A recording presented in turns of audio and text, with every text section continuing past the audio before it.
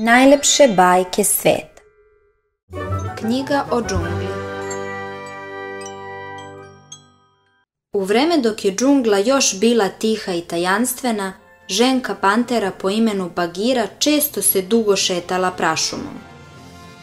Jednog jutra, za vreme šetnje, Bagira začu dečji plač koji je dolazio sa obale reke. Oprezno se približila obali, pa to je dečak, uzviknu iznenađeno.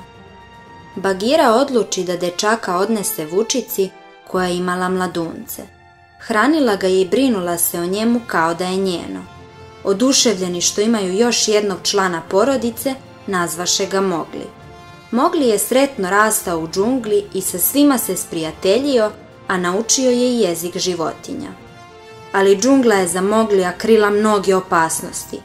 Njegove prijatelje je najviše plašilo prisustvo strašnog tigra Šir Kana, koji je mrzeo ljude. Zato odlučiše da Moglija od tada neprestano čuva i štiti medved Balu. Mogli i Balu su provodili mnogo vremena zajedno, igrajući se u džungli, ali medved je stalno osjećao prisustvo tigra koji je vrebao u blizini i upozoravao je dečaka da se nipošto ne udaljava od njega. Mogli je bio veoma nestašan i jednog dana, kada je Balu zaspao, zašao je sam dublje u prašumu, a Šir Kan je samo to čekao.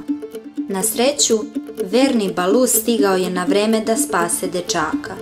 Dve životinje suprotstavile su se jedna drugoj u surovoj borbi. Upravo tada započe snažno nevreme.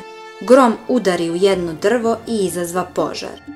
Da bi pomogao svom prijatelju Baluu, kojeg je tigar za malo pobedio, Mogli zapali nekoliko suvih grana i poče da tera tigra.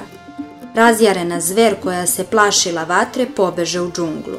Medved je shvatio da više nije mogao da štiti dečaka. Sljedećeg dana Balu odluči da odvede dečaka u jedno selo.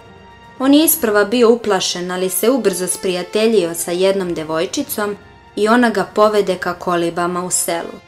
Za Moglija započe novi život, ali nikada nije zaboravio svoje prijatelje iz džungle koji su mu nekada mnogo pomogli. Hvala, pogledajte još lepih bajki.